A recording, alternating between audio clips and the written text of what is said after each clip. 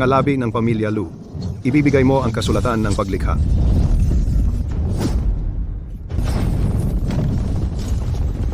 Ah, Pangalawang Panginoon ng Bulwagang Pei.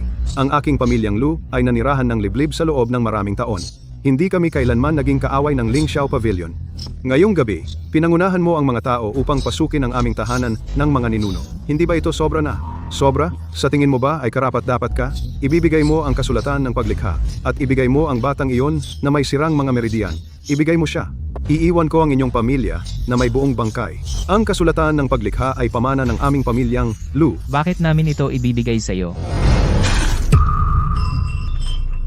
Isang oras ng insenso upang ibigay ang kasulatan. At ang bata, kung hindi, ngayong gabi, ang pamilyang Lu ay mapapawi, wala kahit isang kaluluwa.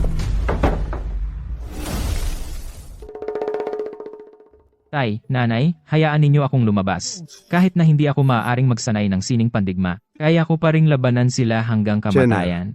Tandaan mo, hindi ka walang silbi. Isinilang ka lamang na hindi para sundan ang kanilang landas. Mayroong bangin ng pagputol ng kaluluwa sa likod ng bundok. Tumalon ka mula roon. Huwag kang lumingon, huwag kang tumigil. At huwag mo kaming ipaghiganti. Unahin mong mabuhay. Ang pinangalagaan ng pamilyang Lu sa loob ng isang siglo ay hindi mawawala. Ngunit ang pamilyang Lu ay hindi rin mapapawi.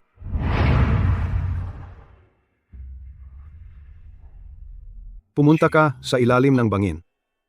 Kung makakaligtas ka, huwag kang maniniwala sa katuwiran sa mundong ito.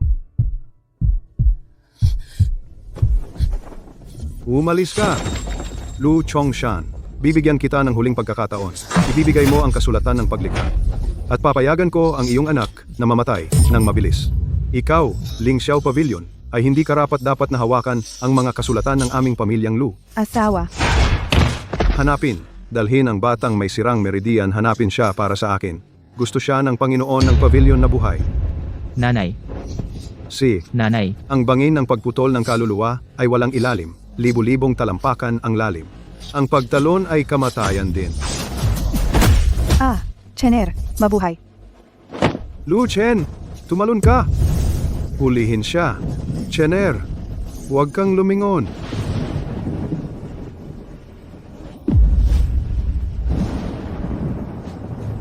Gusto ko siyang makita na buhay o makita ang kanyang bangkay.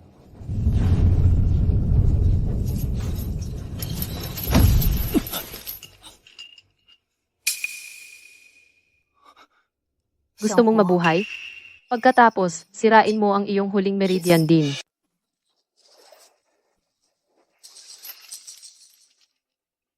sino ka? Isang taong makakapagpanatiling buhay ka. Ipinanganak na wasak ang mga meridian. Lahat ng iyong meridian ay nawasak. Nananatili ka lang dahil sa huling ugat ng buhay mo. Ang tulad mo ay kaya pa mabuhay hanggang ngayon. Paano mo alam? Dahil tuwing ginagalaw mo ang iyong enerhiya, nagugulo muna ang dugo mo. Ang katawan mong ganyan ay hindi kayang magsanay ng kahit anong martial art sa mundo. Gusto kong lumabas. Lalabas ka at gagawin ng ano? Mamatay muli.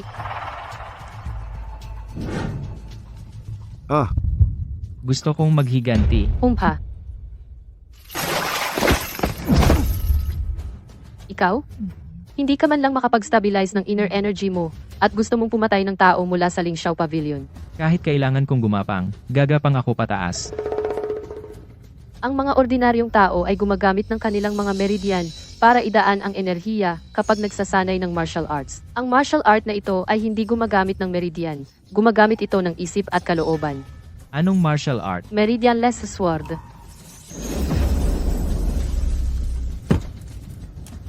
Maghanap.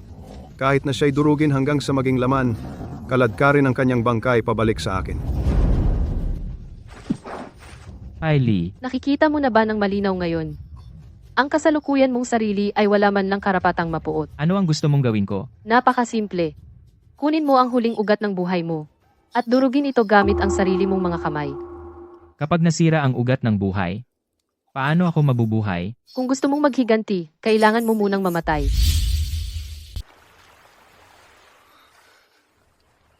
Bumaba ka.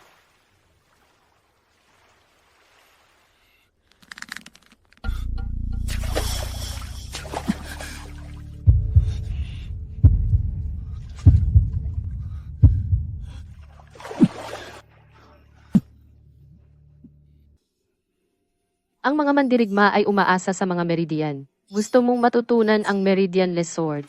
Kailangan mong sirain ang sarili mo ng lubusan. Gamitin mo. Siraan mo ang huling meridian ng buhay sa iyong dibdib. Mabuhay, mabuhay ka lang. Inay, inay. Hindi ko kaya. Kung gayon, bumalik ka at maging walang silbi.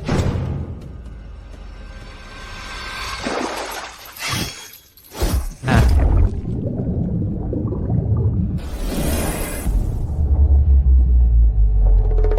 Jenner, itigil mo na ang pagsasanay. Umuwi ka na kasama si nanay. Mabuhay ka. Huwag mo kaming ipaghiganti. Ha ha ha. Walang silbi. Hindi mo man lang mailigtas ang sarili mo. Akala mo kaya mo akong patayin? Huwag kang makinig sa kanila. Makinig ka sa tubig.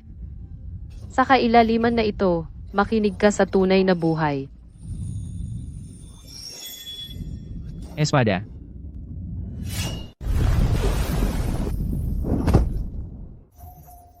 Mula ngayon, wala ka ng mga meridian. Ang mayroon ka lang ay ang iyong sentro ng espiritu. Nakakita lang ako ng espada. Hindi ito ang unang beses na narinig mo ang isang espada. Tumayo ka.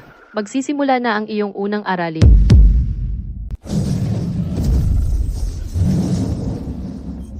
Ano ito? Hinugot ng iyong dugo. Ang kailaliman ay hindi kailanman nagkukulang ng masasamang espiritu. Ipikit mo ang iyong mga mata. Huwag mo siyang tingnan, pakinggan mo siya.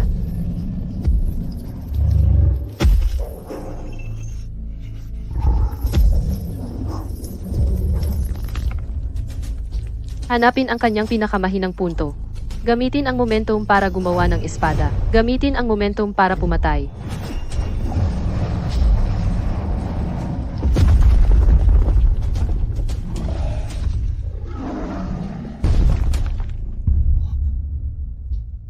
Nagawa ko na.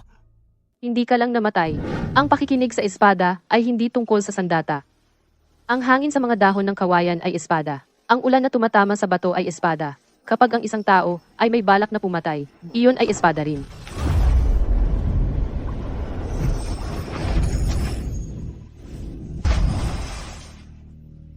Sino ka ba talaga? Bakit ka nakakulong dito? Isang taong nagtiwala sa maling tao. Pangalan mo?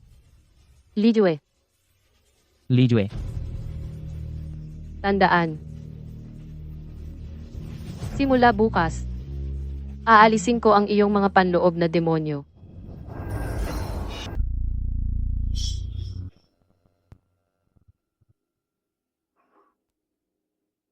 Saan ito?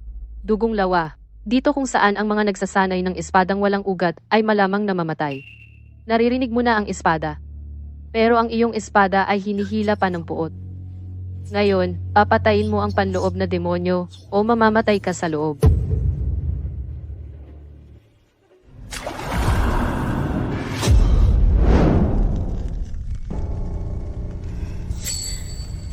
Jenner, iuwi kita. Hindi.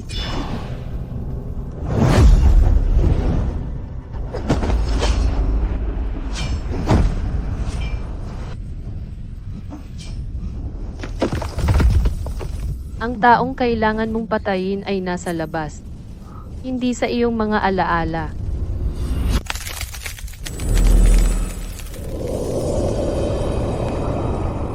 Ha ha ha ha. Hindi ka makakapagligtas ng sinuman.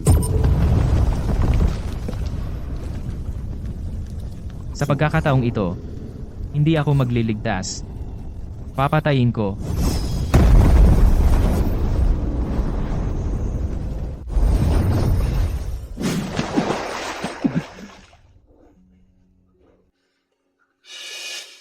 Simula ngayon, ganap ka ng nagsimula. Iniligtas mo ako. Tinuruan mo ako. Ano ba talaga ang gusto mong gawin ko para sa iyo? Ilabas mo ako para manood ng buwan.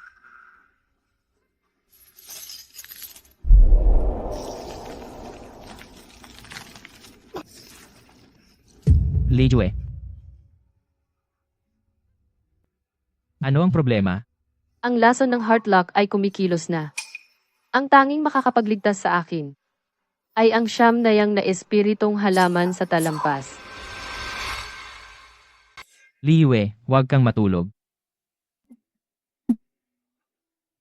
Tuwing 7 araw, sumusulpot ang Lockhart poison.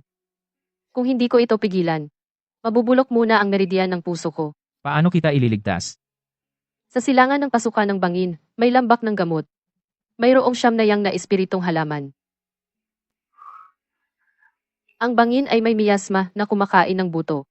May mga wind listening blades. At may nagbabantay sa halaman. Mula dito, lumabas ka.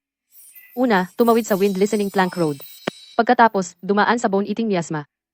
Sa wakas, umakyat sa 10,000 bone vein. Bakit hindi ka na lang pumunta? Ang lason sa katawan ko ay nakaugnay sa mga kadena na ito. Kapag sumulpot ang lason, hindi ako makakalayo ng 10 hakbang mula sa cold pool. At saka, ang bone eating miasma ay partikular na sumisira ng mga meridian. Walang ibang makakapasok. Pero wala kang mga meridian. Kaya ang daang ito ay para lang sa iyo.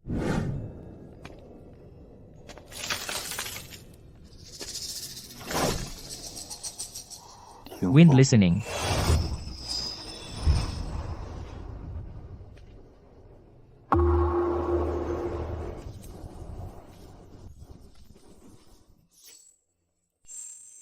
Nine Yang Spirit Herb.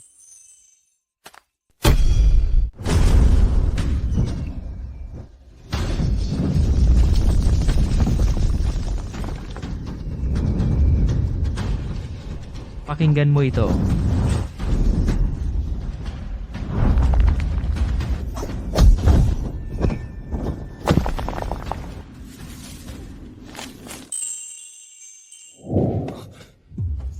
Li Jue.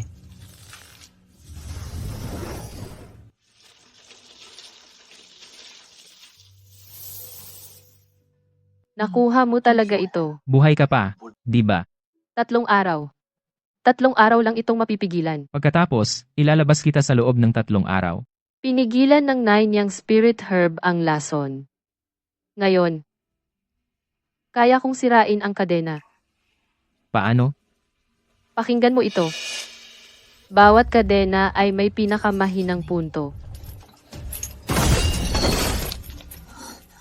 Nasasaktan ka. Ituloy mo lang. Lucien. Putulin mo.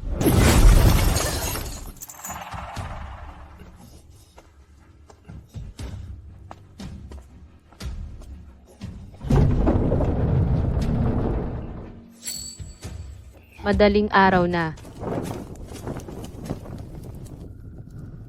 Dito. May gumagalaw sa ilalim ng bangin. Nag-utos si pangalawang Hall Master Pei, ang batang iyon mula sa pamilyang Lu.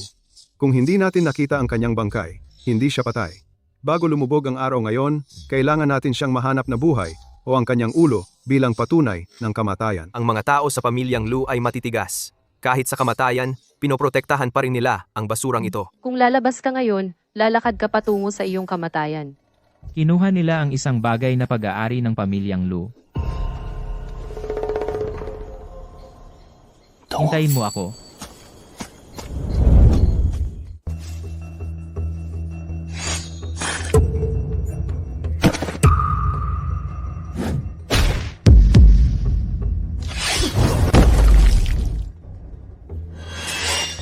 Sino yan?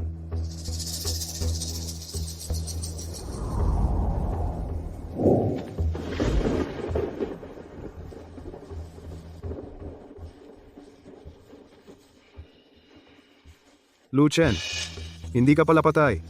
Ibalik mo sa akin ang palawit na hadyang. Kung gusto mo, kunin mo mismo.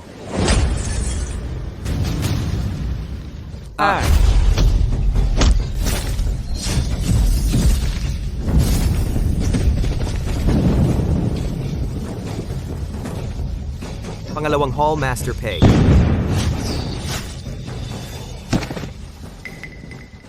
Ikaw pala talaga. Ikaw na maliit na bastardo. Nahulog mula sa ganoong kataasan. Hindi ka pa rin namatay. At may dala kang babae. Perpekto. Papatayin ko kayong dalawa. Noong gabing iyon, pinatalon kita sa bangin. Kasalanan ko iyon. Ngayon, ako na mismo ang tatapos nito. Noong gabing iyon nang tanggapin ng aking ina ang isang palad para sa akin, sinabi mo rin iyon. Hemp, matitibay ang buto ng iyong ina. Bago siya namatay, nakiusap siya sa akin na huwag kitang habulin. Ngayon, susuguin kita para makita siya. Hemp, ang mga trick na ito ay hindi martial arts.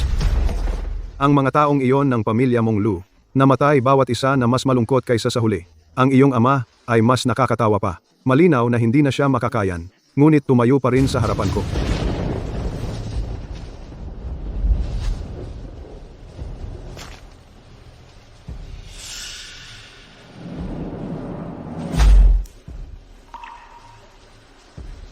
Narinig kita. Ano?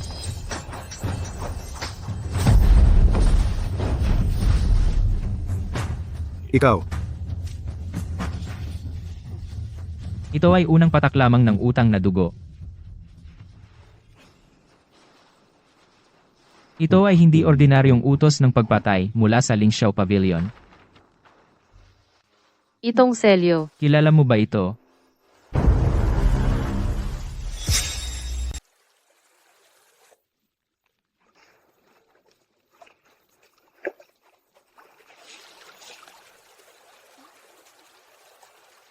Ngayon pwede ka nang magsalita. Ito ang warrant ng kamatayan.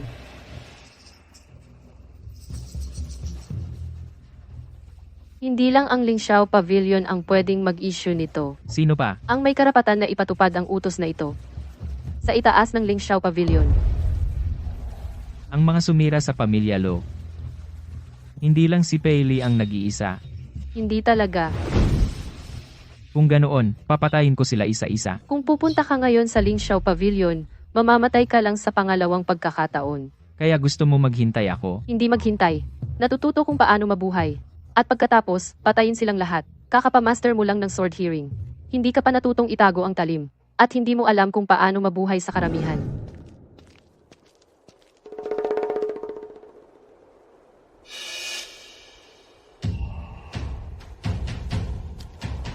Kita mo, hindi ka pa nga naghanap sa kanila. At naglabas na sila ng kanilang mga espada laban sa buong mundo.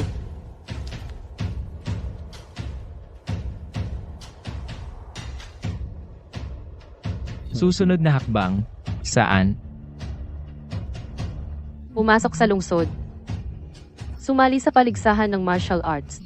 Pagkatapos, hanapin ang tunay na nag-utos na wasakin ang pamilya Lumo. Dahil ang kailangan mong patayin ay hindi lang isang tao.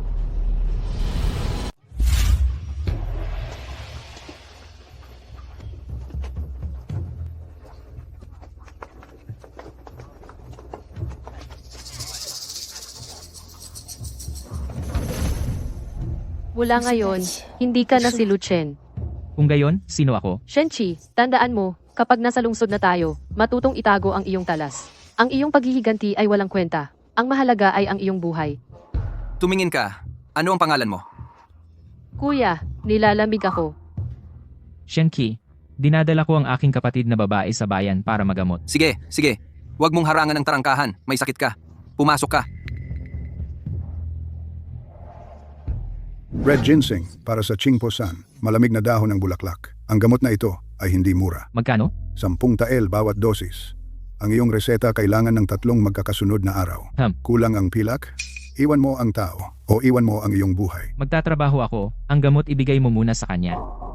Kailangan namin ang tagabuhat ng gamot sa likod. Magtrabaho hanggang dilim at bibilangin ko ito bilang kalahating dosis. Kung magpapabaya ka, umalis ka. Ang gamot. Pumunta ka para maghakot ng gamot? Ano pa, pumatay ng ilang tao ay mas mabilis sana. Ang makapagpigil ang ibig sabihin ng pagtago ng iyong talas. Kung hindi mo kaya, iyan ay walang ingat lamang. Ang pagyuko mo ng ulo ngayon ay hindi nakakahiya. Maghintay ka hanggang magkaroon ka ng kapangyarihan para mapayuko silang lahat, iyan ang panalo. Ang young master ng Lingxiao Pavilion, Pei Wujin. Umalis ka sa daan.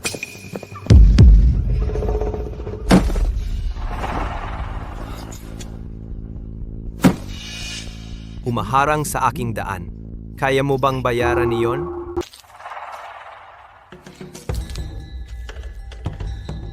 Ialas mo ang paa mo. Narinig mo ba ako? Ang isang lalaking nakamagaspang na damit ay naglakas loob na kausapin ako ng ganyan. Bata, alam mo ba kung sino ito? Ang batang Panginoon ng Lingxiao Pavilion. Hindi lang hindi ko ito aalisin, tatapakan ko pa ito. Anong magagawa mo? Ganito, lumuhod. Pulutin mo ang bawat piraso ng gamot sa lupa at linisin ang aking bota. Pagkatapos, bibigyan kita ng ilang pirasong pilak.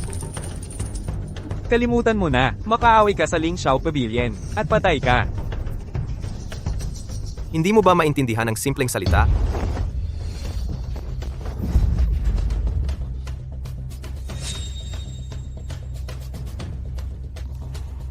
Oh, ang palawit mong iyan ay hindi mukhang pag-aari ng isang mahirap.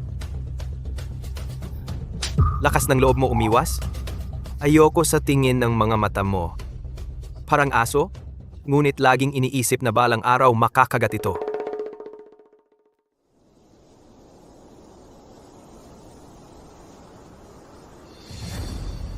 Noong huli, lumuhod.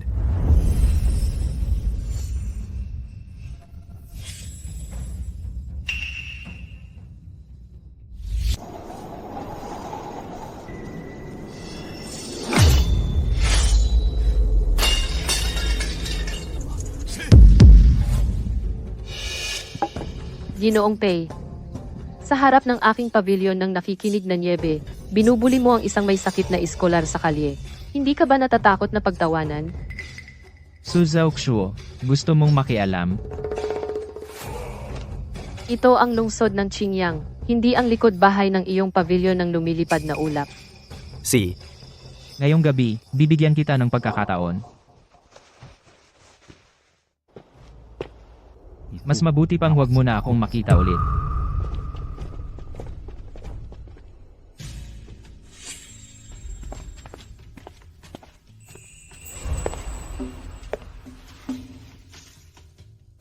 Hindi kayang hiba ng hangin ang isang korona, pero kaya mo. Binibini, nagkakamali ka.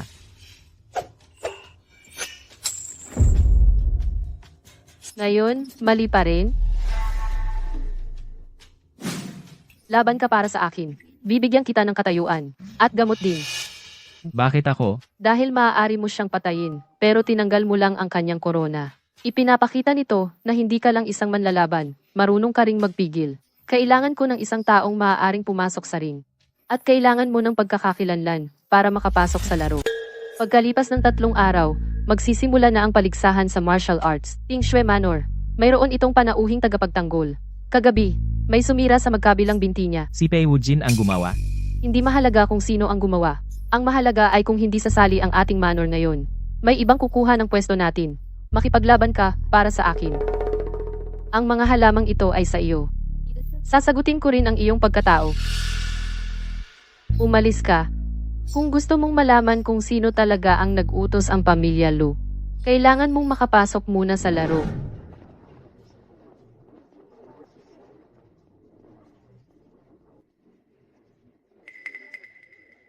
Pangalan? Shenqi. Wala nang natitira sa Tingzhou Manor. Nagpapadala ng may sakit na bata. Ang kanyang kutis, mukhang matutumba siya sa isang simoy ng hangin. Mula ngayon, ikaw ang kumakatawan sa Ting Shui Manor. Huwag kang mamatay ng masyadong mabilis. Miss Su, wala talagang natitira sa iyong Ting Shui Manor.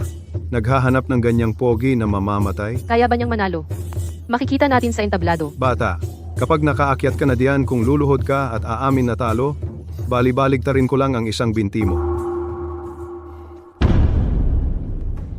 Unang round, panauhing tagapagtanggol ng Tingzhou Manor, Shen Qi, laban sa Taishan Gate, Chen Kui.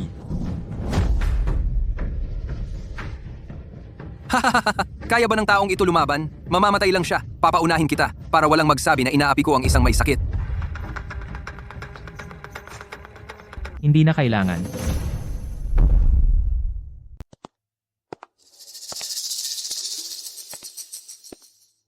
Bata, luhod ka na. At hindi pa huli. 3 hakbang. Ano? Sa 3 hakbang, mahuhulog ka. Baliw na siya. Isang hagupit lang ni Chen Kui, mahahati siya. Ha ha ha.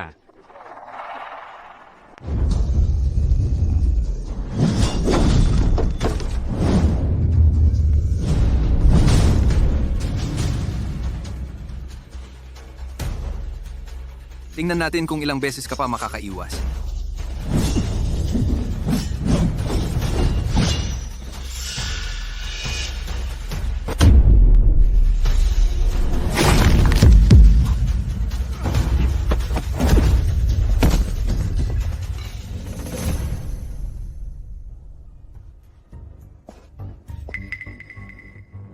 Tatlong hakbang. Panalo talaga siya. 3 hakbang. Talagang 3 hakbang. Ang mga bantay seremonyal ng pinuno ng alyansa ng Mandirigma. Dumating na ang punong alyansa ng Mandirigma. Paano naging siya?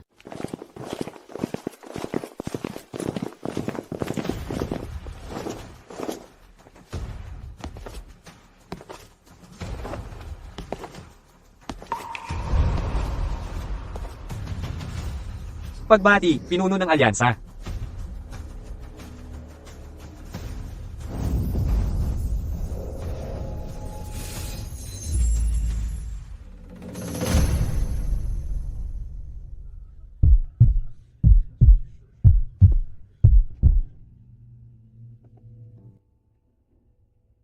Kilala mo siya? Hindi ko kilala. Lumayo ka sa kanya. Mukha kang maputla.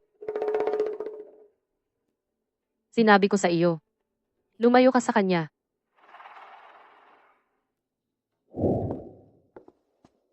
Narito mismo ang pinuno ng alyansa. Isang laban lang ay nakakainip. Paano kung isang paligsahan? Hayaan ang mga piling miyembro ng bawat sekta. Talagang ipakita ang kanilang kakayahan sa harap ng pinuno ng alyansa. Ang sinasabi ng batang pinuno ay makatwiran. Nagbibigay ito ng pagkakataon sa mga kabataan. Sumasang-ayon.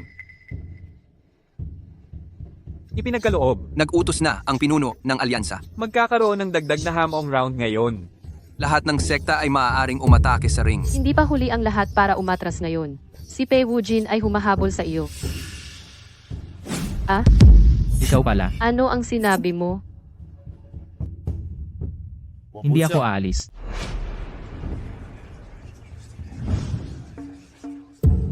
Ang tagapagtanggol, isang matandang panauhin ng manor ng Nyebeng Bundok, Shenchi.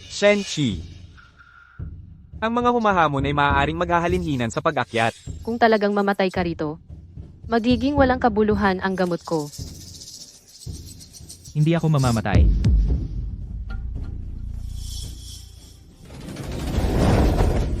Tandaan mo kung sino ang nagpatamba sa iyo.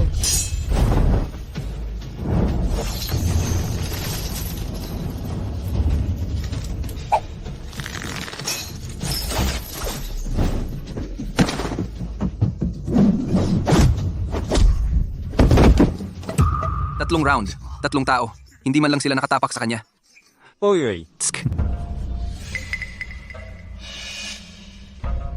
Isa-isang lumalaban, masyadong mabagal. Gusto kong makita kung ilang round siya makakatagal. sa presensya ng pinuno ng alyansa, bubuksan namin ang hamon ng grupo. Ang 10 eskwelahan ay maaaring humamon ng magkakasunod. Walang limitasyong pagpapalit. Kung umatras ang tagapagtanggol, ituturing itong pagkatalo. Ito ay labag sa mga patakaran. Dahil narito ang pinuno ng alyansa ngayon, syempre, pwedeng baguhin ang mga patakaran. Kung aatras ka ngayon, mapoprotektahan pa kita. Perpekto, makakatipid ako sa paghahabol sa kanila isa-isa.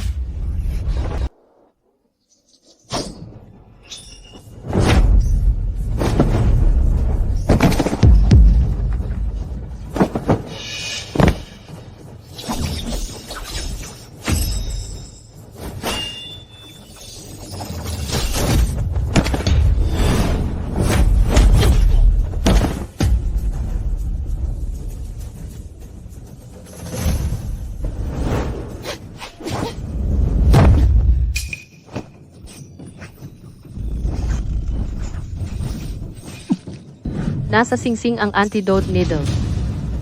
Nakuha na ang karayom.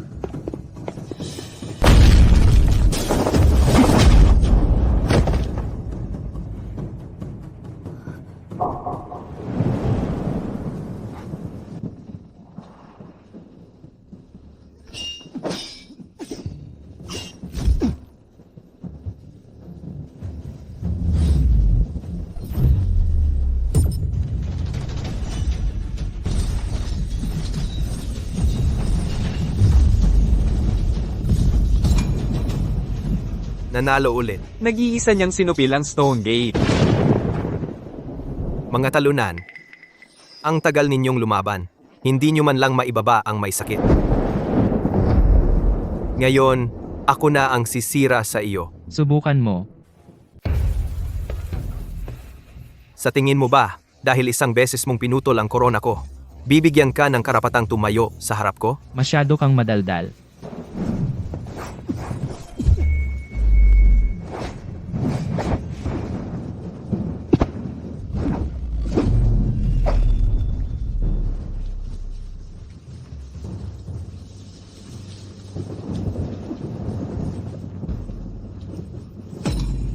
Ikaw pala, ang bastardo ng pamilyang Lu na hindi namatay ng maayos. Lu Chen. Lu Chen!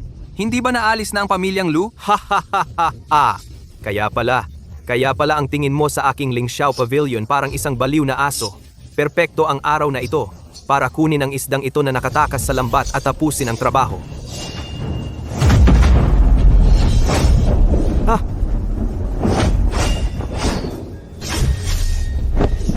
Ibagsak siya, mga alagad ng Lingxiao. Hulihin ang mga natitira sa pamilyang Lu.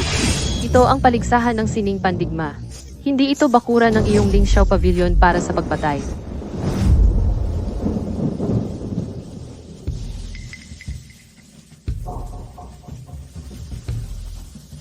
Ikaw? May utang ka sa pamilya kong Lu ng 300 buhay.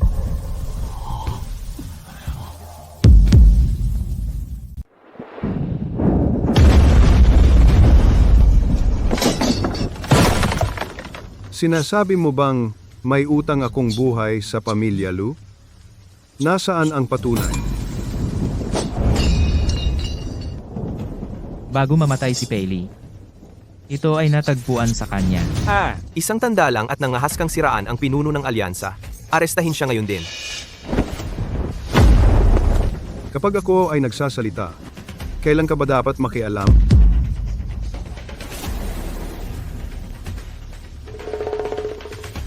Ang pagpupulong ng mga mandirigma ay hindi tumatalakay sa mga personal na alitan. Dahil nasa iyo ang bagay na ito, dalhin mo siya sa mansyon ng pinuno ng alyansa bukas upang magkita tayo. Sa tingin mo maniniwala ako diyan? Pwede kang pumili na hindi. Pero kung gusto mong malaman ang totoo, pumunta ka. Baliw ka ba? Sa harap ng buong mundong mandirigma, itinuturo mo ang pinuno ng alyansa na humihingi ng utang. Alam mo bang muntik ka nang mamatay? Muntik, pero buhay pa ako. Mag-usap kayo, pero nagbabala ako sa iyo. Bukas sa mansyon ng pinuno ng alyansa, dapat mong pag-isipang mabuti bago pumunta. Matagal mo nang nakilala ang tandang ito, at kilala mo rin siya. Ano ang itinatago mo sa akin? Noong unang beses mong makita ang tandang ito, nawala ang iyong kalmado. Ngayon sa lugar, nang makita mo siya, lalo kang nayanig. Li Yue, sino ka ba talaga? Huwag kang pumunta sa mansyon ng pinuno ng alyansa. Bakit? Dahil hindi basta-basta iyon. Iyon ang aking ama. Sabihin mo ulit. Xiao Tiangke. Siya ang tatay ko. Mula sa kalaliman, tinuruan mo akong iligtas ka. Sa iyo, aling bahagi ang totoo? Totoo ang pangalan ko. Totoo ang pagligtas sa iyo. Ang pagsisinungaling sa iyo ay totoo rin. Natatakot kang papatayin kita? Natatakot ako na pagkatapos mong malaman, kapag tiningnan mo ako, galit na lang ang natitira. May mali. Dumating na ang mga tauhan ng pinuno ng alyansa sa harapang kalye. Pero ang mga tao ni Pei Wujin ay dumating din ng sabay. Dalawang grupo. Ang isang grupo ay parang nag-imbita sa iyo.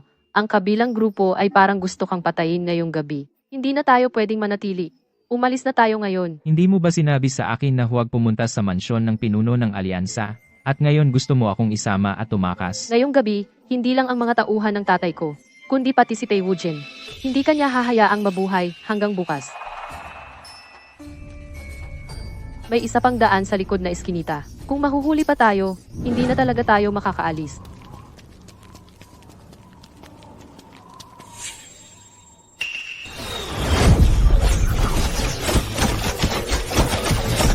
Lu Chen, hindi ka makakalabas sa lungsod ng Qingyang ngayong gabi. Pati siya, nandito.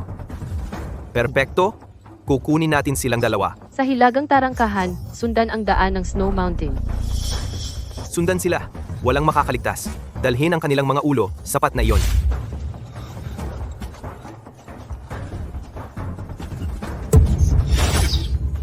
Li Jue, May templo ng Niebe sa unahan. Pumasok tayo. dumudugo pa ang sugat mo. Hahawakan ko sila. Hindi mo kaya. Masyado silang marami.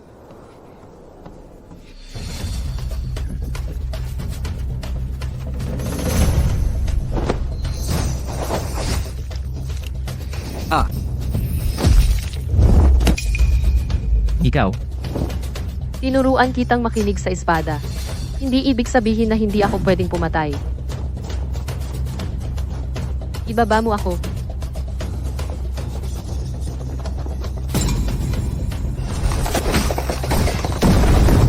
Ha! Kukuha sila ng ibang ruta. Hindi na magtatagal ang templo.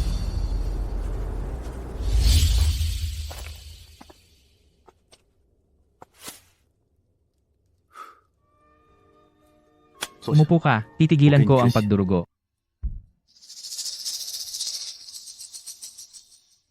Alam mo naman, si Xiao Qiangke ang kaaway ko.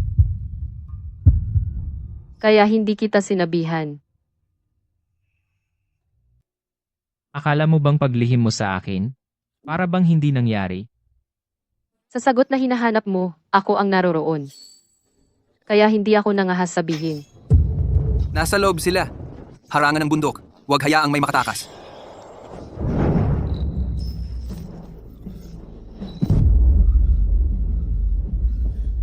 Ay nako.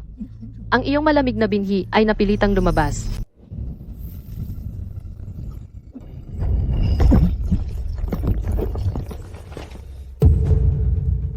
Lumayo ka. Mamamatay ka kung hahawakan mo ako.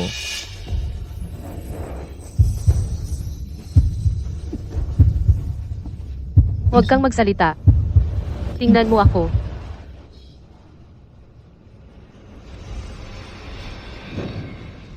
Ha ha ha ha ha. Hindi mo sila maililigtas. Wala kang maililigtas. Chen, bumalik ka. Ang nakikita mo ngayon ay hindi ako. Ha ha ha ha.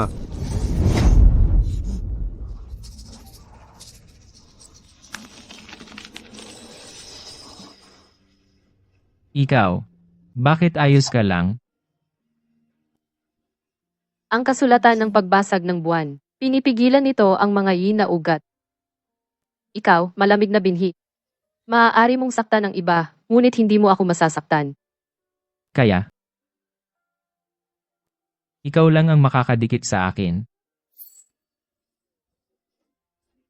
Kahit sa ngayon, ako lang. Hindi ka ba talaga masasaktan sa akin? Ang biyadang ito.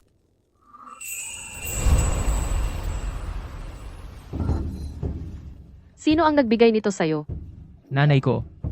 Noong gabi ng patayan, ipinasok niya ito sa kamay ko. Nakita mo na. Nakita ko na ang kalahati. Saan? Sa mansyon ng Punong Alyansa. Sa pribadong silid ng aking ama. Isang taon na ang nakalilipas. Pumasok ako sa kanyang pribadong silid. Doon, nakita ko ang pangalan ng inyong pamilya, Lu. Nakita ko ang utos ng pagpatay. At nakita ko ang kalahati ng jade pendant na ito. Kaya alam mo na pala sa simula pa lang. Pumunta ako para tanungin siya. Wala siyang sinabi. Kinabukasan, ipinadala ako sa abis. Ikinala ka niya roon.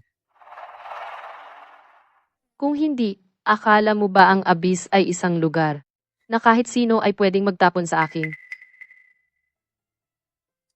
Bakit sinusundan mo pa ako?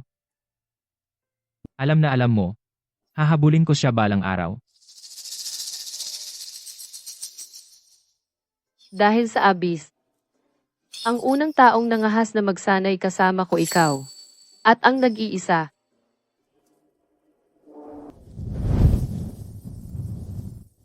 Huli na.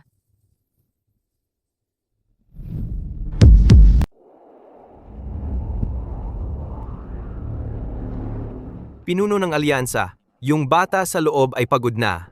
Bakit hindi na lang? Gusto ko siyang buhay.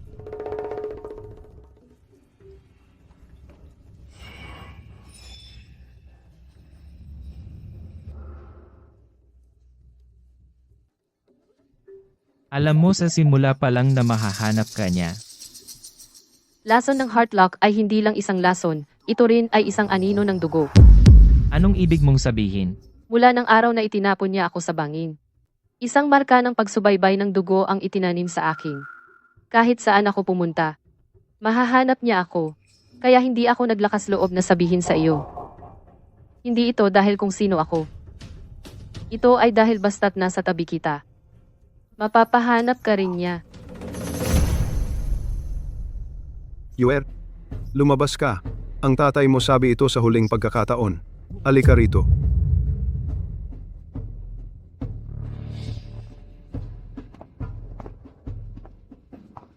Bakit mo nilipol ang pamilya, Lu?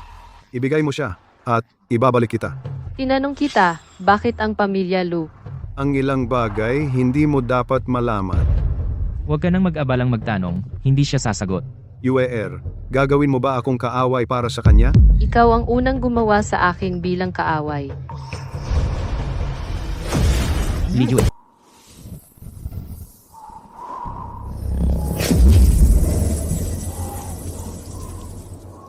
Yuer, tumabi ka. Ang taong gusto mo ay hindi sasama sa iyo. Hindi mo siya mapoprotektahan. Subukan mo ako. Pakawalan.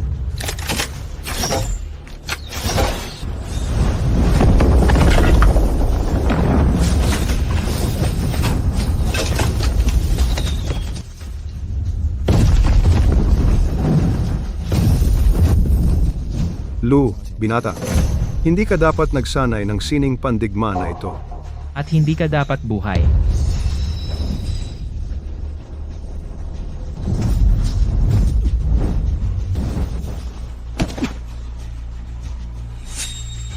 Seryoso ka bang para sa kanya? Sasaktan ako? Mula nang ikulong mo ako sa bangin, hindi ka na naging ama ko.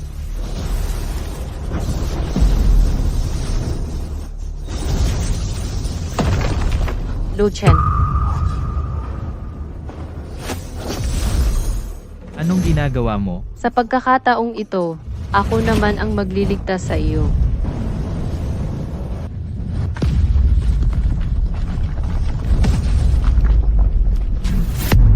Li Jue.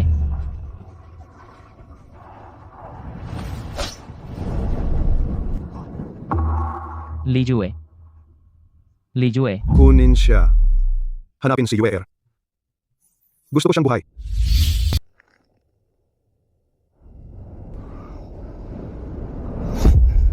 Hemp. Nahulog mula sa ganyang kataasan. Siguradong patay na siya. Ulitin mo yan.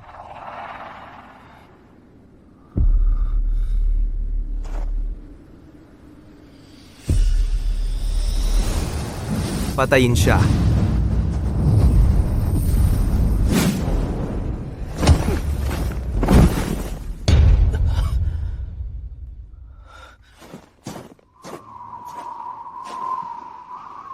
Li Jue. Li Jue.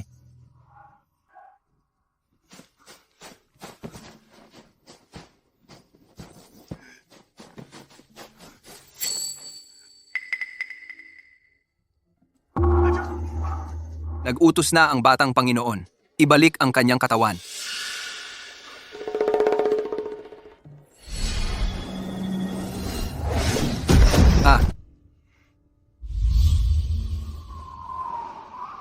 Lu Chen, huwag kang maging taong pinakakinamumuhian mo. Kung mamatay ka, ililibing silang lahat kasama mo.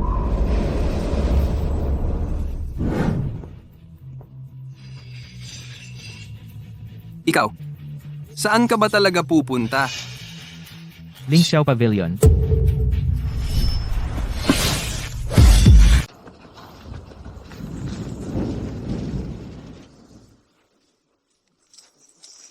Ang paghahanap sa bundok na ito, ang batang Ginoo, ay nagbigay ng saganang gantimpala kapag nahuli natin ang lalaking si Lu.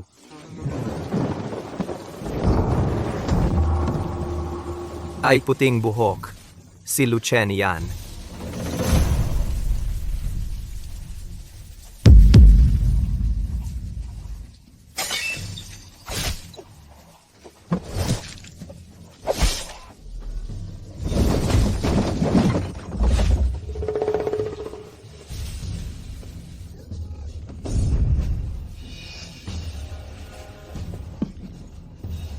Nasaan ang pintuan ng bundok? Ikaw, talaga bang nangangahas kang pumunta? Tinanong ko, nasaan ang pintuan ng bundok? Hilaga, hilaga, ang 7 taluktok ng hilagang gulod. Ang pinakamataas ay ang pangunahing pabilyon.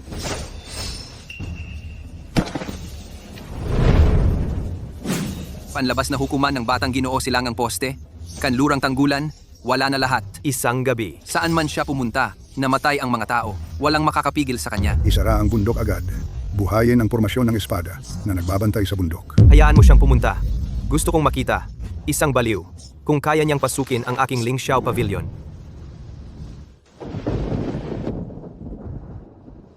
Li Yue. Dadalhin ko sila para makita ka.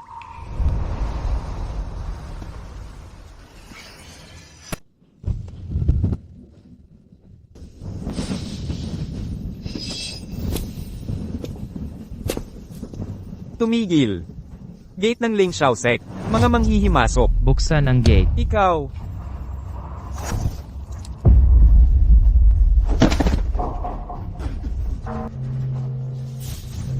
Ah. Ah.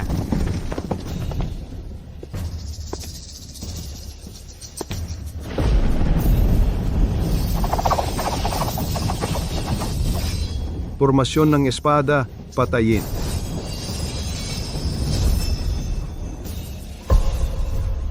Ang iyong mga espada ay hindi sumusunod sa iyo.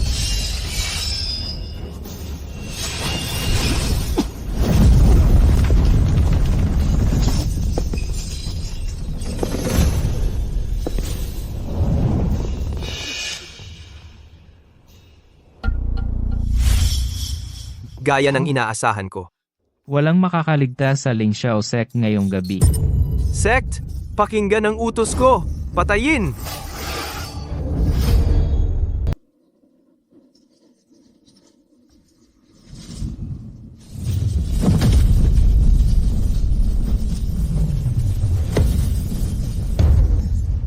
Hindi siya tao. Umatras. Umatras.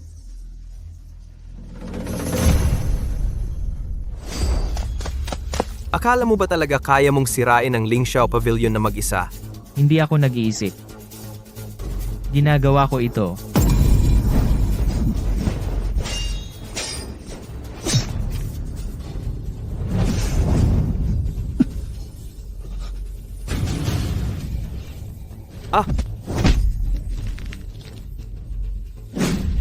Huwag mo akong patayin.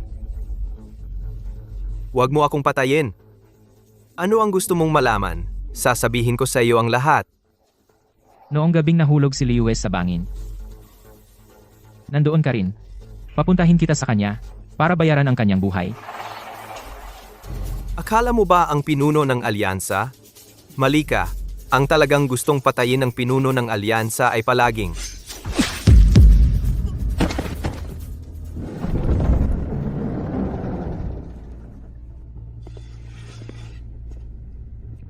Dumating ka na sa wakas. Pinatay ko na ang lahat ng tauhan mo. Nasaan si Liu? Gusto mong singilin ang utang ng pamilya Lu? Siya. Pero may isang bagay na kailangan mong tandaan muna. Ang gusto kong patayin ay hindi ang pamilya Lu mo. Ang ama mo.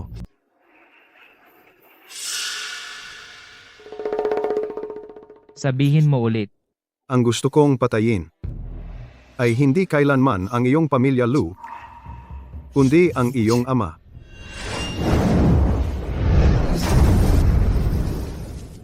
Patay na ang aking ama. Pinatay ng iyong mga tao. Lu Chongshan. ay hindi mo tunay na ama. Siya ang iyong tiyuhin, ang nagpalaki sa iyo.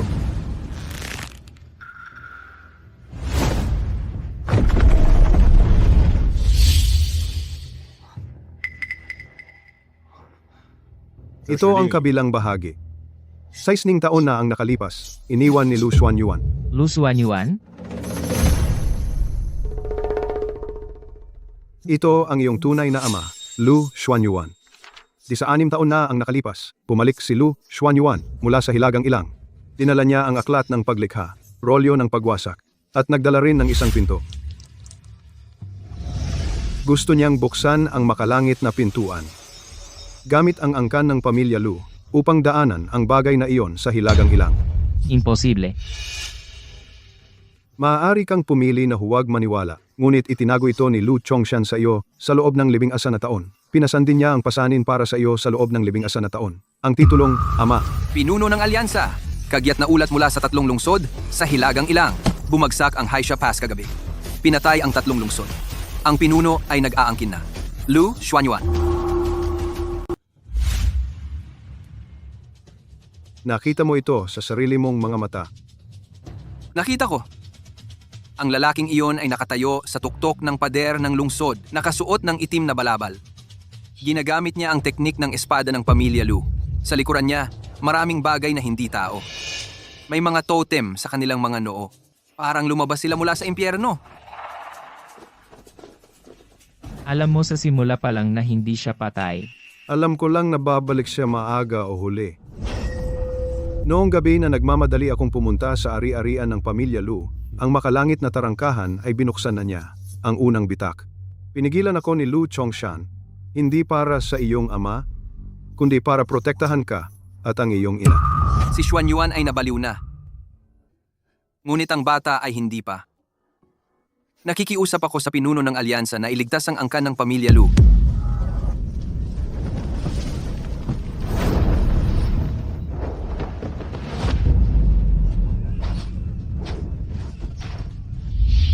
Nag-issue ako ng utos ng pagsasara, hindi utos ng pagpatay. Ngunit si Pei Li ay aking tauhan. Ang utang na dugo na ito, hindi ko maaaring tanggihan.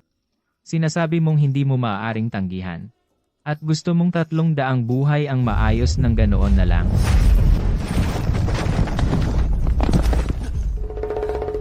Gusto mong maghiganti. Hihintayin kita. Ngunit hindi ngayon.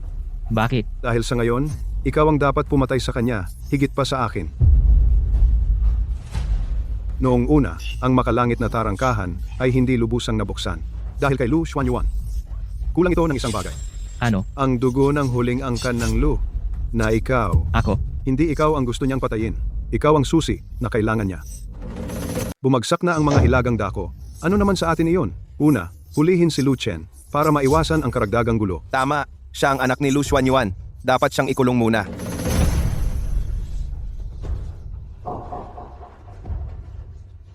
Kapag bumagsak ang Black Sand Pass, ang mga barbaro ay makarating sa gitnang kapatagan sa loob ng kalahating buwan. Kung hindi mo pa rin alam ang prioridad, gagawin ko ito para sa iyo.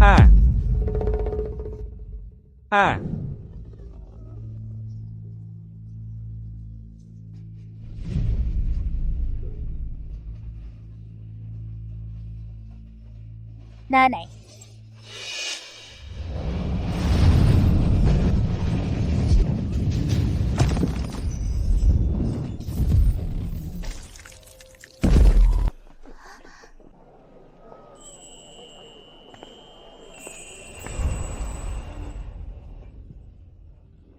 Ikaw, isa kang miyembro ng pamilyang Lu.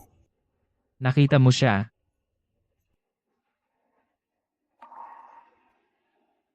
Tumayo siya sa Black Gate at sinabi, "Hayaan ang huling inapo ng pamilyang Lu, masaksihan ang pagbubukas ng tarangkahan." Ang kanyang espada ay halos katulad ng sa iyo.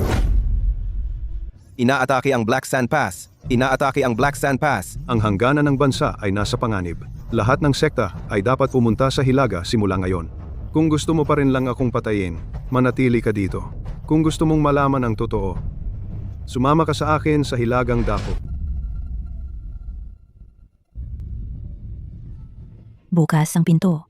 Lumabas sila mula sa kadiliman. Isang buong kalye. Wala na lahat.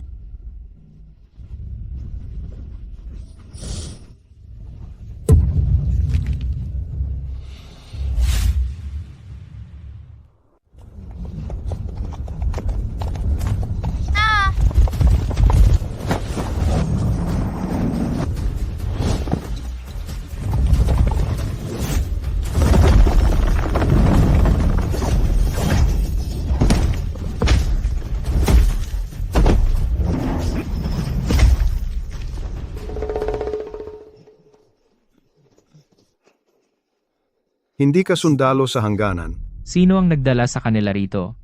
Isang lalaking nakaitim na damit. Tumayo siya sa pader ng lungsod. Pinanood ang buong lungsod na mamatay. Sinabi ito ay para sa mga nasa labas ng pamilyang Lu. Ang ikalawang utang na dugo na naitala. Sinabi rin niya na may utang ang mundo sa pamilyang Lu. Kolektahin niya ito ng paunti-unti.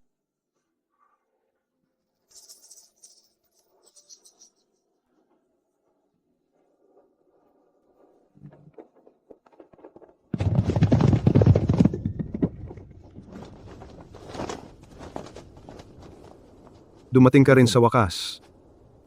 Hindi ako nandito para sa iyo. Alam ko, nandito ka para sa kanya. Pinuno ng alyansa. Isang malaking itim na alon ang natuklasan sa labas ng Heishako. Hindi lalampas ng kalahating oras bago ito umabot sa daanan.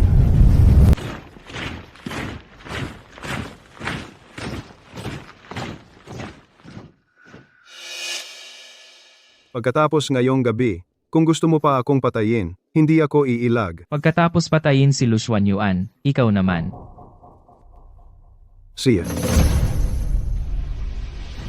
Ah!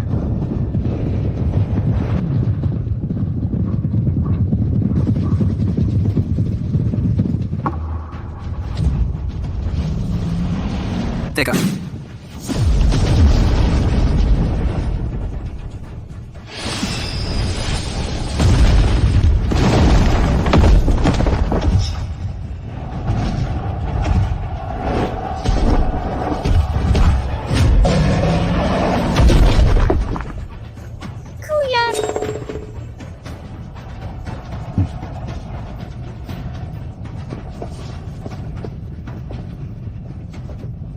Hindi ka basta-basta pinrotektahan ni Lu Chongshan.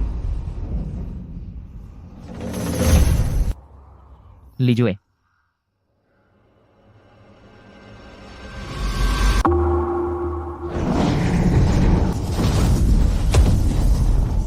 pigilan sila. Huwag hayaan silang dumaan sa daan.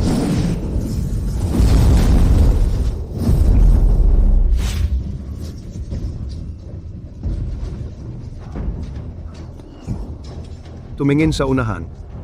Ngayon ay hindi oras para mag-daydream.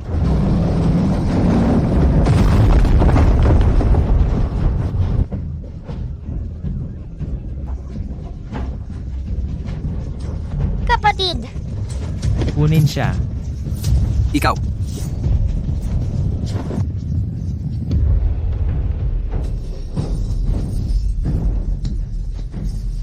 Sino ang babaeng iyon? Kaibigan ba o kalaban siya? Li Jue.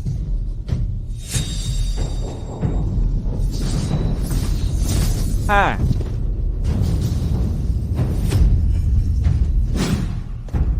Tumingin ka sa akin. Ako si Lu Chen.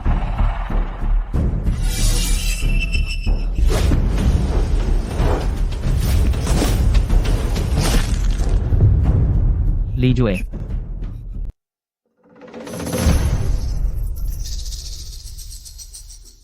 Di mo ako kilala?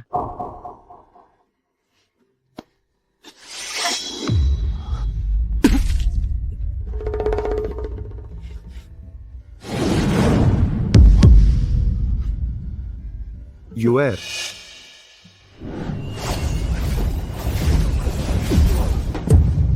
Nabaliw na siya. Pinapatay niya lahat ng makita niya. Huwag mo siyang hawakan.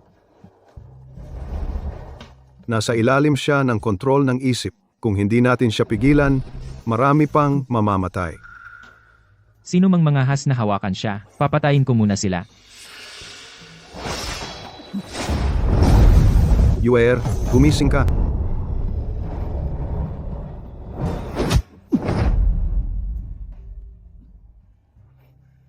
Hindi kita lalabanan. Gulo. Ang imprint ng kaluluwa ni Yuenu ay hindi pa matatag. Kung patuloy siyang tatawagin ng batang iyan, Kung hindi na kaya, pakainin mo na lang siya ng mas maraming dugo.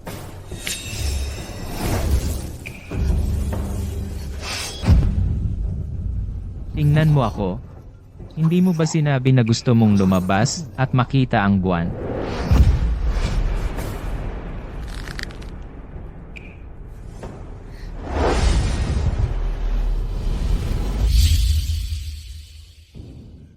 Li Jue.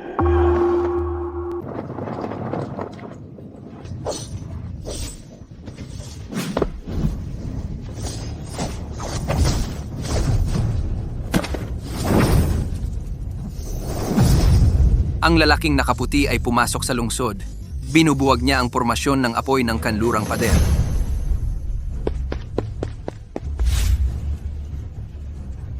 Li Yue, tumigil ka.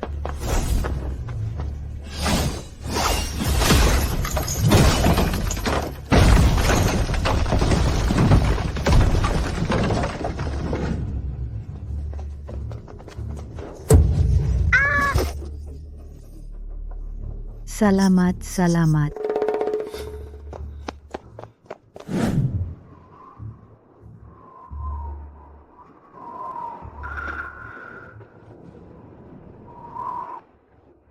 Tandaan mo ito. Sinabi mo na ang kalahati ay nasa mansyon ng pinuno ng alyansa. Sinabi mo rin, sa bangin, ang unang taong nagsanay para sa iyo ay ako. Luchan,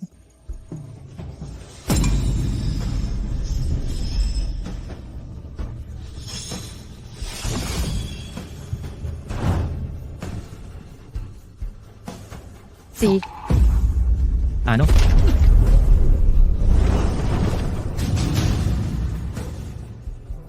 Li Jue.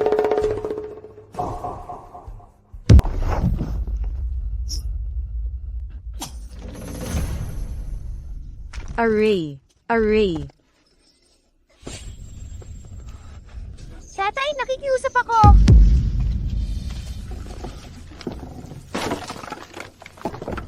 Salamat.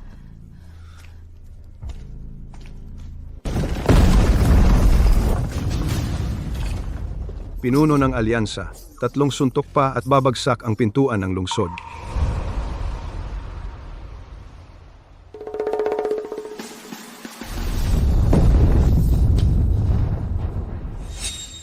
Hindi lang isang espada, kundi ang buong lungsod, kasama ang mga bundok at ilog nito. Ano ang gagawin mo? Ipagtanggol ang lungsod.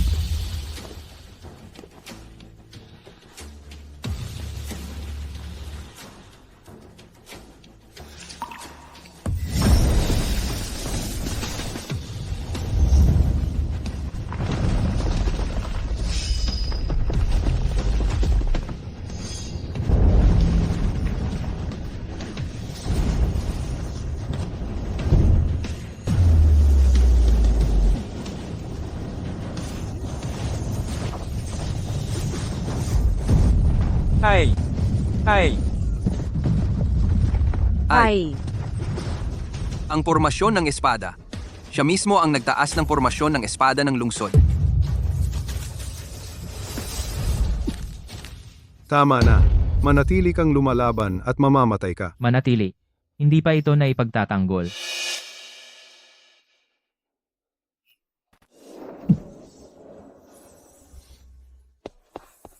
Pinuno ng alyansa. Ang babaeng nakaputi ay laging sumisira sa ating pormasyon. Kung hindi natin siya papatayin muna, hindi natin kaya ang Black Sand Pass. Batalyon ng mamamana, makinig sa utos ko. Kung makita nyo ulit ang babaeng nakaputi, Huwag barilin.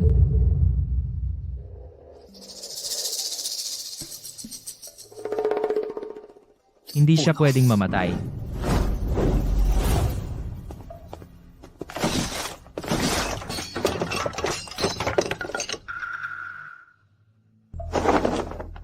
Hindi ka ganoong uri ng tao. Gumising ka. Tingnan mong mabuti. Ang bangin, ang sirang kadena, ang templong niebe, ang buwan. Ang mga bagay na ito, nakalimutan mo na ba lahat? Gusto mo akong patayin? Sige. Ngunit alalahanin mo muna kung sino ako. Lu.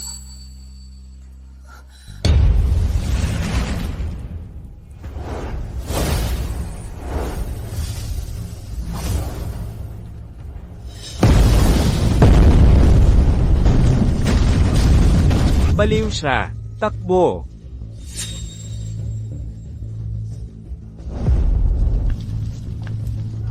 Lu Chen, kung hindi mo siya papatayin, mamamatay ang mga tao sa lungsod.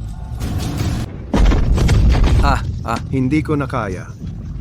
Bumalik sa loob ng lungsod.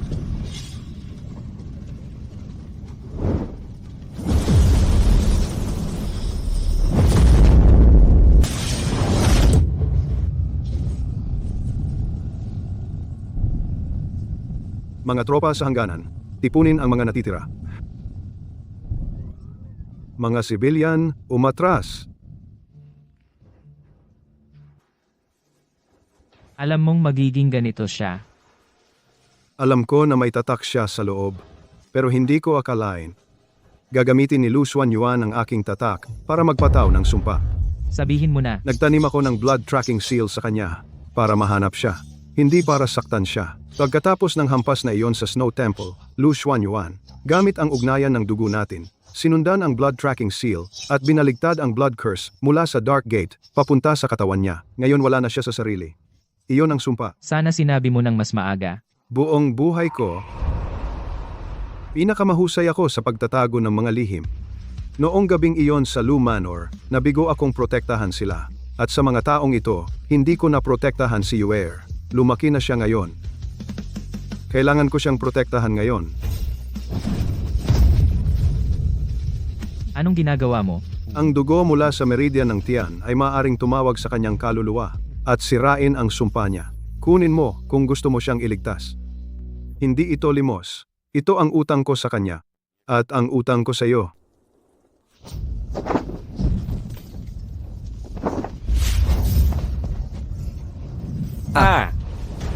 Sa pagkakataong ito, hindi na kita hahayaan mawala sa aking paningin. Alam kong naririnig mo ako. Sumama ka sa akin.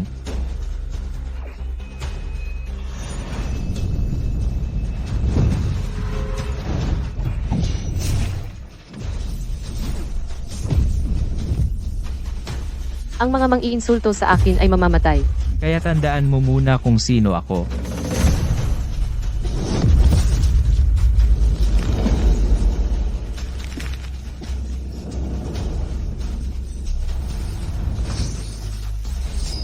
Pumasok ka.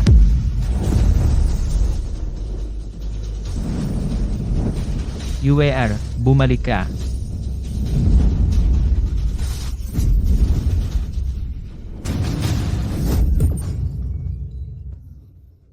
Li Yue, tingnan mo ako.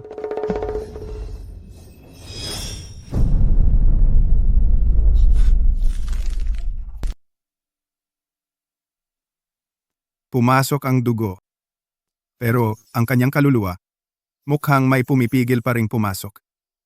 Anong ibig mong sabihin? Para bang hindi siya magising, hindi dahil sa sugat, kundi dahil ayaw bumalik ng kanyang kaluluwa.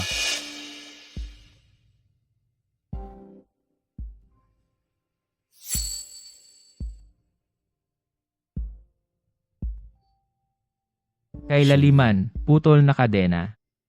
Templon ni Jebe. Buwan.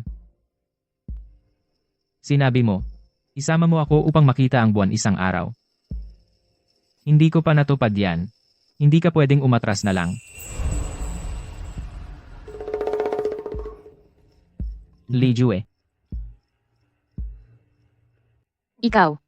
Buhay ka. Nandito ako. Gising ka rin. Ang huling balumbon ay nasa kailaliman, sa ilalim ng plataporma ng malamig na jade. Lu Chen. Huwag mong hayaang manalo siya. Nagising siya sandali. Sinabi niya, ang huling balumbon ay nasa kailaliman. Noong una, ikinulong ko siya sa kailaliman, hindi lang para magmakaawa sa kanya. Hinanap ko rin ang huling balumbon ng Zhao Hua kasulatan. Hindi ko nakita. Kaya, Kailangan mong pumunta.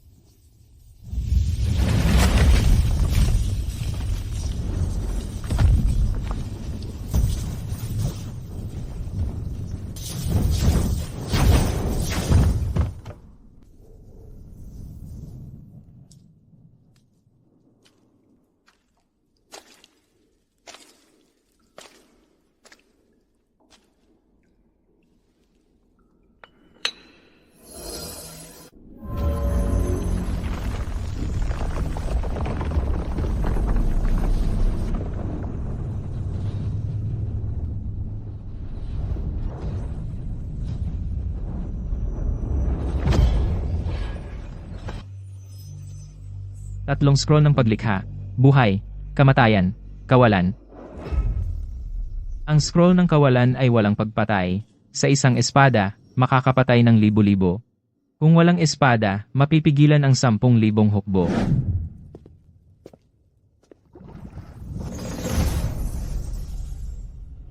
Tiyo. Ina. Chen, kung nakarating ka na rito, dapat maintindihan mo. Gusto naming mabuhay ka. Palagi naming ginusto. Hindi para patayin ang mundo, para sa pamilyang Lu. Kundi, kahit sa iyong pinakamalalim na puot, ibaba mo ang iyong espada sa huling pagkakataon para sa mundo.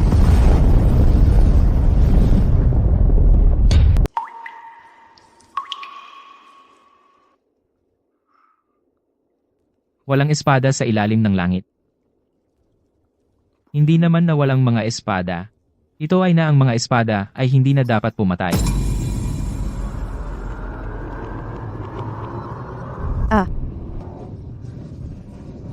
Kuya, Lu Chen? Huwag mong hayaang manalo siya.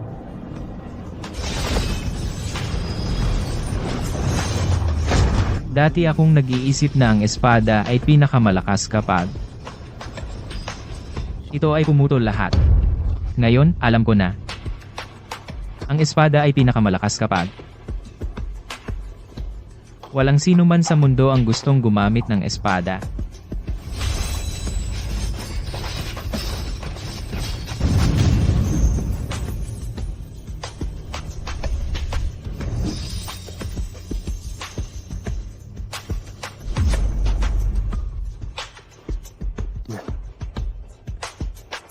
Gusto mong buksan ang pinto.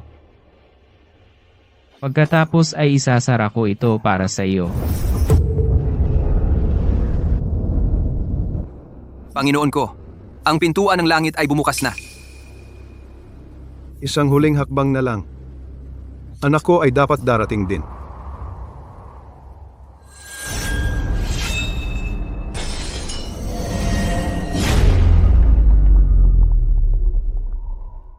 Nandito ako.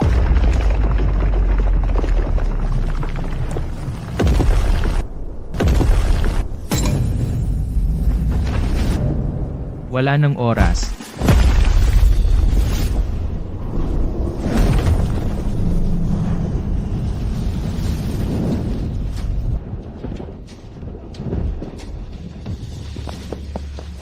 Gaano pa kaya tatagal ang pinuno ng alyansa? Hanggang sa bumalik ang makakatagal. May darating. Hindi iyon nakasakay sa kabayo. Parang sumasakay siya sa hangin. Lu Chen,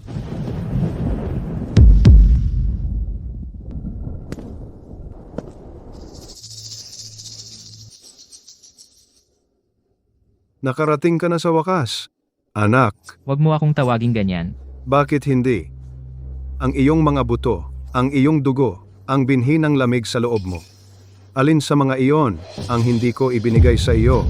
Ang binhi ng lamig? Ikaw ang nagtanim niyon. Kung hindi dahil doon, Paano mo matitiis ang kodigo na walang rolyo? At paano makakarating ka ba ng ganito kalayo? Ang masaker ng pamilya Lu. Ang pangangaso ng buwan sa kalaliman, ang madugong labanan sa Black Sand Pass, lahat ng iyon nasaksihan mo lahat. Siyempre nasaksihan ko. Kung hindi kita itinulak sa gilid, paano mo mahuhubog ang iyong sarili bilang isang tunay na espada? Baliw ka. Baliw? Ang mundo, ang unang gumawa ng masama sa aking pamilyang Lu. Babayaran ko ito ng sarili nitong pagkawasak. Ano ang mali doon? Lumuhod ka ngayon. Ibigay mo sa akin ang iyong dugo at papayagan ko siyang mabuhay. Hindi na kaya. Kung magpapatuloy ka, ubusin ka muna ng Thunderwood. Yuer.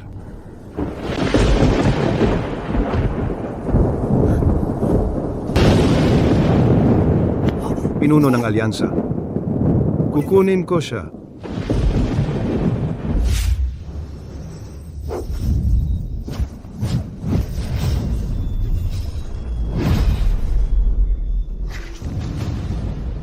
Yuer, huli na ang tatay mo. Ngayon siya ay hindi na anak mo. Siya ay alagad ko. Ang hindi pagpapanatili sa iyo sa sekta noon ay pagkakamali ko.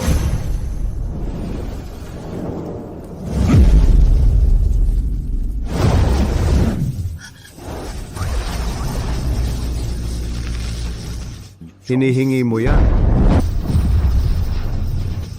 Putol.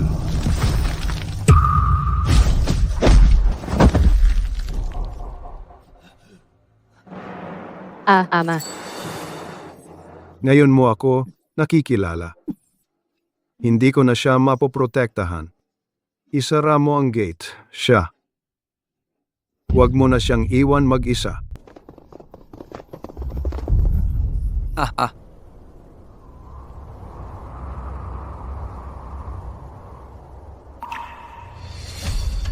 Ang sinumang may hawak ng simbolo ng pinuno ng alyansa ay siyang magiging bagong pinuno ng alyansa. Lu Chen, pakikuha ang simbolo at pangunahan ang laban. Bagong pinuno ng alyansa, pangunahan mo kaming bantayan ang tarangkahan.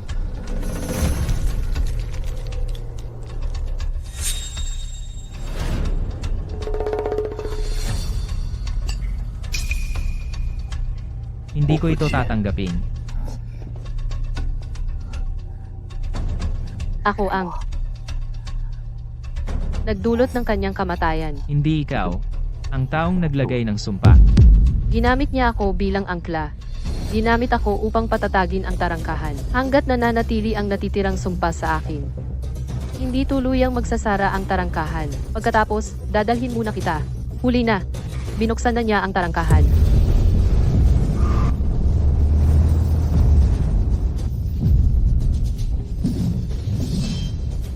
Nakikita mo ba iyon? Ito ang totoong mundo. Ito ang tunay na kapangyarihan. Patay na si Xiao Tianke. Ang sangkatauhan ay magtatraidor sa iyo muli. Sumama ka sa akin. Mula ngayon, ang pamilya Lu na lang ang ating babantayan. Ano ang pakialam natin sa kapalaran ng mundo? Tama ka. Ang mundo ang unang nagtraidor sa pamilya Lu. Hindi ako magiging pinuno ng alyansa ng sinuman. Hindi rin ako susunod sa utos para sa mundong ito.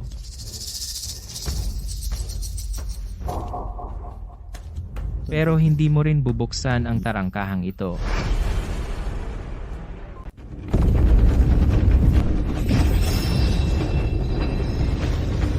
Tingnan ko. Gaano ba talaga ang natutunan mo? Sapat na ang natutunan ko para maibalik ka.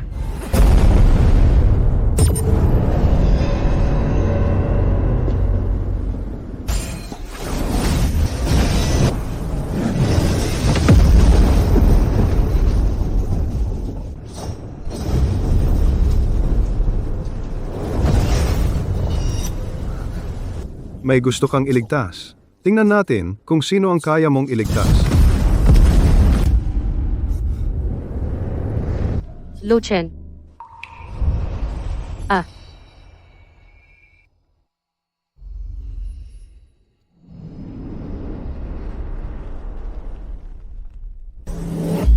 Langit at lupa. Walang espada.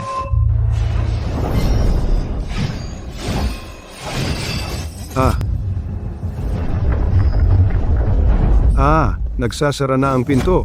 Hindi! Lakas loob mong isara ang pinto? Alam mo ba kung ilang taon akong naghintay? Alam ko. Kaya hindi kita papatayin.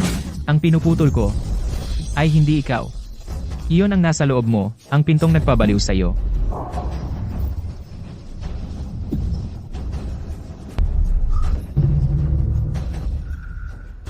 Chener, mas malakas ka kaysa sa akin.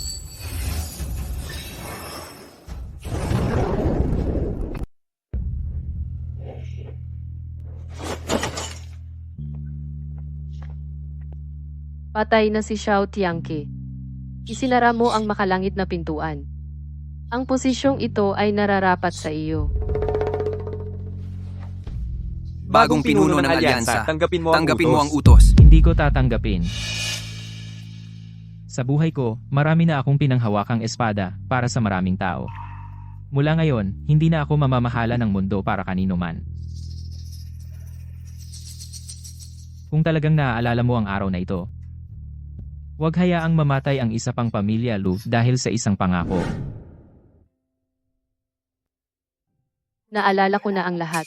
Ang Abyssno Temple at ang paraan ng pagtingin niya sa akin sa huli. Ang utang niya sa iyo, utang sa pamilya Lu, ay hindi kailanman mababayaran sa isang buhay. Pero kahit papaano, sa huli, binayaran ka niya. Naaalala mo pa ba ang ipinangako mo sa akin? Ilabas mo ako upang makita ang buwan. Gusto mo talagang bumalik? Ang abyss ay walang laman at tahimik na ngayon. Perpekto para itago ang dalawang tao.